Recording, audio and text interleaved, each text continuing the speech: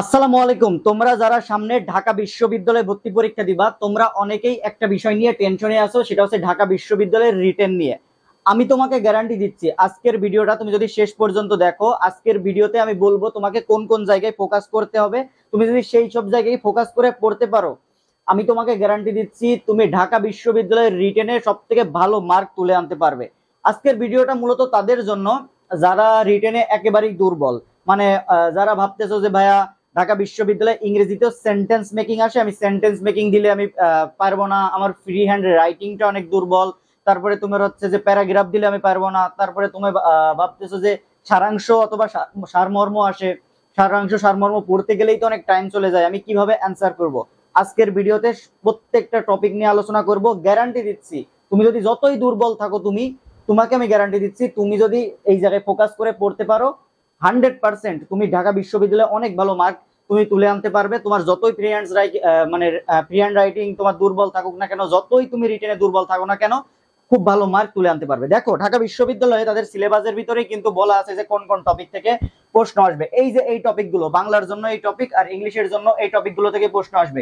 তোমার ভয় পাওয়ার দরকার নেই এত টপিকগুলো দেখে, আমি তোমাকে দেখাচ্ছি, তুমি মনোযোগ দিয়ে একটু দেখো। দেখো, বাংলার জন্য পাঠ্যসূচিভুক্ত একটি পাঠের মূল ভার, কবিতার উদ্ধৃতি ব্যাখ্যা, উদ্ধৃত সংলাপ ব্যাখ্যা, লেখক ও কবি পরিচিতি, মিলকরণ, সারাংশ সারমর্ম, বানান শুদ্ধি ও প্রমিতকরণ, তারপরে হচ্ছে সংক্ষিপ্ত অনুচ্ছেদ লিখন, ব্যাকরণ সম্পর্কিত বিষয়াবলী আর অনুবাদ। এই হচ্ছে বাংলার টপিক। আর ইংলিশ টপিকের মধ্যে রয়েছে comprehension, short paragraph, explanation, rearranging, তারপরে ট্রান্সলেশন, পাংচুয়েশন, তারপরে gap filling with and without close, তারপরে হচ্ছে sentence making, changing and transformation of sentence.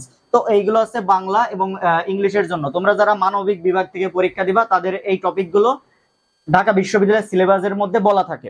এইবার তুমি ভাবতেছো যে ভাই এতগুলো টপিক তো আমার পক্ষে পড়া সম্ভব না, সরি, তোমরা ভাবতেছো যে এতগুলো টপিক আমার পক্ষে তো পড়া সম্ভব না। আমি তোমাকে বলছি, দেখো কোন কোন টপিকগুলোতে ঢাকা বিশ্ববিদ্যালয়ে প্রতি বছর কমন যে টপিকগুলো থেকে প্রশ্ন আসে। এই দেখো দেখো, সারাংশ সারমর্ম, এইখান থেকে প্রতি বছর ঢাকা বিশ্ববিদ্যালয়ে বিশেষ করে এই সারমর্ম থেকে প্রত্যেকটা বছর প্রশ্ন 100% আসেই সারমর্ম। এরপরে তোমার ঢাকা বিশ্ববিদ্যালয়ের বাংলা, তোমার যে এইচএসসি বোর্ড বই ছিল, এইখান থেকে বাংলা এইচএসসি বোর্ড বই, বাংলা এইচএসসি বোর্ড বই থেকে অনুধাবনমূলক প্রশ্ন আসে প্রতি বছর, অথবা শর্ট প্রশ্ন টাইপের প্রশ্ন আসে প্রতি বছরই। একটা প্যাসেজ ধরো, আমার পথ থেকে এই বছর আসলো, পরের বছর আসে তোমার হচ্ছে মানব কল্যাণ থেকে। এইরকম তোমার ঢাকা বিশ্ববিদ্যালয়ে প্রতি বছরে একটা প্যাসেজ থেকে অনুধাবনমূলক প্রশ্ন আসে বা শর্ট কোশ্চেন টাইপের আসে। আরেকটা আছে ব্যাকরণিক সম্পর্কিত বিষয়বলী থেকে প্রশ্ন আসে। দেখা যাচ্ছে যে অনেকটা আছে তোমার আসে যে যেমন তোমার হচ্ছে প্রয়োগ অপপ্রয়োগ থেকে আসে। তারপরে তোমার হচ্ছে যেমন উপসর্গ থেকে, এর আগের বার একটা প্রশ্ন এসেছিল যে উপসর্গের অর্থবাচকতা নেই কিন্তু অর্থদত্তকতা আছে, এইগুলো থেকে প্রশ্ন মোটামুটি আসে। তো এই যে এই তিনটা টপিক মোস্ট ইম্পর্টেন্ট, এর মধ্যে সারমর্ম, বাংলা এসএসসি বোর্ড বই থেকে অনুধাবনমূলক প্রশ্ন আর ব্যাকরণিক বিষয়বলী থেকে প্রশ্ন আসে।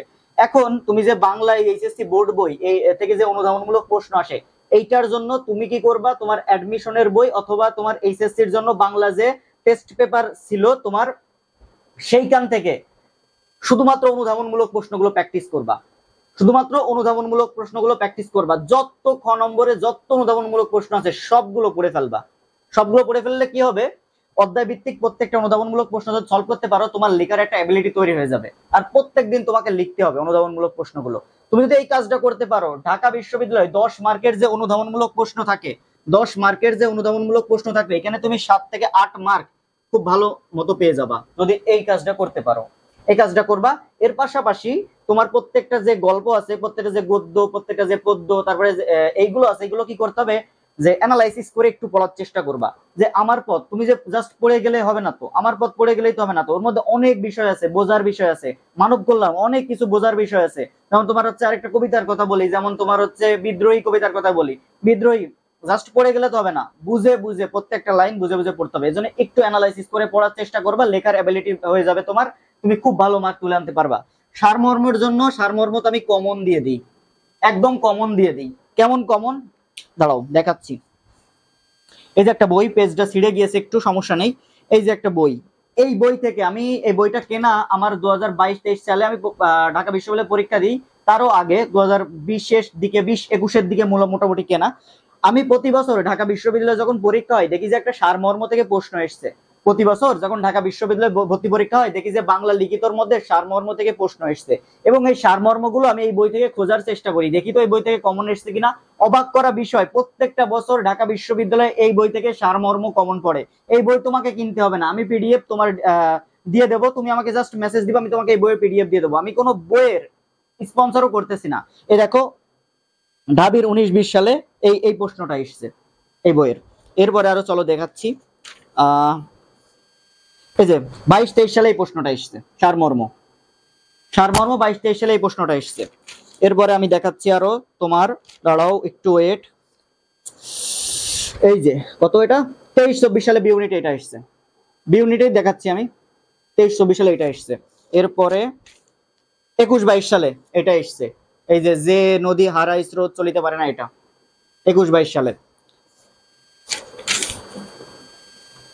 তো এই যে এই বইটা থেকে, এই বইটা থেকে প্রতি বছরই তোমার সারাংশ বা সারমর্ম যাই বলো না কেন একটু একটু কমন থাকে। এই বইটা থেকে না, এই বইটার কথা বলছি না, সারাংশ অথবা সারমর্ম তারা কি বানায়? তারা বানায় না, যে কোনো একটা বই থেকে তুলে দেয়, যেজন্য অনেকগুলো সারাংশ সারমর্ম পড়তে হবে, আর সেইগুলোর জন্য হুবহু তুমি সেখান থেকে হুবহু তুমি কমন পেয়ে যাবা। তাইলে এই সারাংশ সারমর্ম নিয়ে আর ভয় নেই, সারাংশ সারমর্মের জন্য পিডিএফ দিয়ে দেবো যদি তুমি চাও।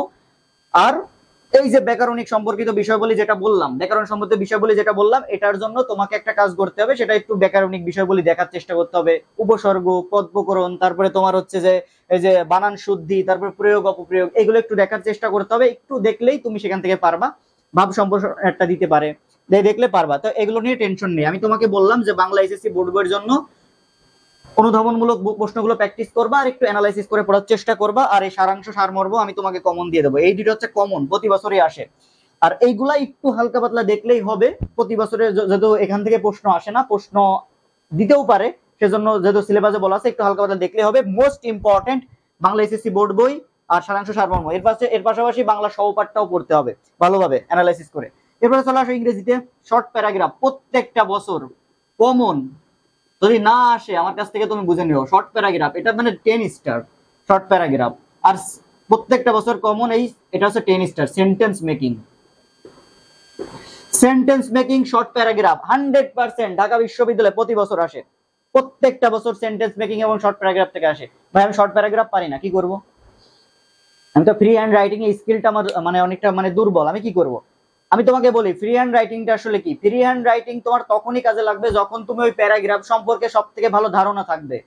তোমার একটা প্যারাগ্রাফ লিখতে দিয়েছে, যেমন আমার সময় 2022-23 সেশনে এমন একটা প্যারাগ্রাফ দিয়েছিলাম, সেই প্যারাগ্রাফ সম্পর্কে জানতাম না, আমি লিখতে পারি নাই। সেখানে আমি লিখছি, আমি যেমন সেমন করে লিখছি, আমি জানতাম না। যতই ফ্রি হ্যান্ড রাইট, আমার অনেক ফ্রি হ্যান্ড রাইটিং স্কিল ভালো ছিল, কিন্তু আমি লিখতে পারি নাই। এক্স্যাক্টলি বিষয়টা এমনই, যে তোমার ফ্রি হ্যান্ড রাইটিং এ যত স্কিল ভালো থাকুক, তুমি যদি সেই প্যারাগ্রাফ সম্পর্কে না জানো, তুমি জীবনে লিখতে পারবা না।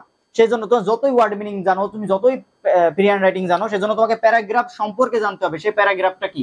আর এই শর্ট প্যারাগ্রাফ আসে তোমার টেক্সট বুক থেকে। কোথা থেকে? ইংলিশ টেক্সট বুক থেকে। ইংলিশ তোমার যে টেক্সট বুক আছে সেইখান থেকে প্রশ্ন আসে এই শর্ট প্যারাগ্রাফ। আর সেজন্য প্রত্যেকটা ইংলিশ টেক্সট বুকের প্রত্যেকটা শর্ট প্যারাগ্রাফ তুমি A to Z, প্রত্যেকটা শর্ট প্যারাগ্রাফ তুমি 10 লাইন করে দেখার চেষ্টা করবা। অ্যাডোলেসেন্স, ধরো আমি অ্যাডোলেসেন্স এর কথাই বলি, অ্যাডোলেসেন্স আজকে 10 লাইন পড়লে, অ্যাডোলেসেন্স প্যাসেজটা পড়লে, অ্যাডোলেসেন্স সম্পর্কে বুঝলে, বুঝার পরে 10 লাইন প্যারাগ্রাফ পড়লে অ্যাডোলেসেন্স সম্পর্কে, পড়ে লিখলে। এইভাবে যদি প্যারাগ্রাফ গুলো পড়ো, আর এই অ্যাডোলেসেন্স ধরো দিয়ে দিল পরীক্ষায়, তুমি তো হাসতে হাসতে লিখবা ভাই। সেজন্য শর্ট প্যারাগ্রাফ গুলো পড়তে হবে। এর পাশাপাশি সেন্টেন্স মেকিং তো ভাইয়া পারি না, একটা সেন্টেন্স দিলে পারবো না, তো কি করা যায়? একটা মানে ওয়ার্ড দিলে। সেজন্য সেন্টেন্স মেকিং কোথা থেকে আসে তোমার বুঝতে হবে। সেন্টেন্স মেকিং ওই টেক্সট বুকের একটা তোমার হচ্ছে ওয়ার্ড তুলে দেয়, টেক্সট বুকের একটা ওয়ার্ড তুলে দেয়, টেক্সট বুকের একটা ওয়ার্ড তুলে দেয়। একটা টেক্সট বুকের যতগুলো ওয়ার্ড আছে, ওয়ার্ডের মিনিং গুলো পড়বা। পড়ার পাশাপাশি এই সেন্টেন্স মেকিং যদি তুমি নাই পারো, টেক্সট হ্যাক্স নামে একটা বই আছে, বা টেক্সট প্যানাসিয়া নামে একটা বই আছে, দুইটাই কিনবা। আমি বইয়ের স্পন্সর করতেছি না, আবারও বলতেছি, দুইটাই বই কিনবা। কেনার পরে সেখানে যতগুলো সেন্টেন্স মেকিং দেয়া আছে মুখস্থ করবা, মুখস্থ করার পাশাপাশি লিখবা, দেখবা যে ওখান থেকেই কমন চলে এসছে। আর এর পাশাপাশি তোমার যেটা আসে, যেমন এই যে উইথ উইদাউট ক্লু, তারপরে তোমার হচ্ছে এক্সপ্লেনেশন আসতে পারে। তো এইগুলোর জন্য একটু টেক্সট বুকটা ভালো করে পড়বা, টেক্সট বুকটা ভালোভাবে পড়বা। এটার জন্য টেক্সট বুক থেকে প্রশ্ন আসে, এই জন্য টেক্সট বুকটা ভালো করে পড়বা। এই যে বললাম তোমাকে, এইগুলো যদি ভালো করে পড়তে পারো, আমি তোমাকে গ্যারান্টি দিচ্ছি তুমি খুব ভালো মার্ক তুলে আনতে পারবে। আমি সাব্বির আহমেদ সুইট বর্তমানে পড়াশোনা করছি জগন্নাথ বিশ্ববিদ্যালয়ে। আমি জগন্নাথ বিশ্ববিদ্যালয়ে পড়াশোনা করলেও আমি ঢাকা বিশ্ববিদ্যালয়ে লিখিততে খুব ভালো মানে হুবহু কমন পেয়েছিলাম, কিন্তু আমি ওইভাবে পড়ি নাই লিখিত গুলো। আমি যেই যে তোমার সারমর্ম হুবহু কমন পেয়েছিলাম ভাই, কিন্তু আমি সারমর্ম ওইভাবে পড়ি নাই, জাস্ট আমি পড়ি নাই সারমর্ম। আমি ভাবছিলাম যে কমন আসবে কি আসবে না, কিন্তু দিয়ে দেখি এসছে হুবহু কমন। তো আমি পাস করছি, ভালো মার্কও পাইছি। সিরিয়ালটা একটু পরে এসছে, কিন্তু আমি এমসিকিউ তো অনেকগুলো জানা কোশ্চেন আমার ভুল হয়েছে, জানা কোশ্চেন আমি অনেকগুলো ভুল করছি, যার কারণে সিরিয়ালটা একটু পরে চলে এসছে। তো আমি তোমাকে যেভাবে বললাম আমার নিজের অভিজ্ঞতা দিয়ে 100% তুমি ভালো করতে পারবে, আমি তোমাকে এটা গ্যারান্টি দিয়ে বলতে পারি। দেখা হবে ভাইয়া পরবর্তী কোনো ভিডিওতে, ততক্ষণ সবাই ভালো থাকো। আসসালামু আলাইকুম।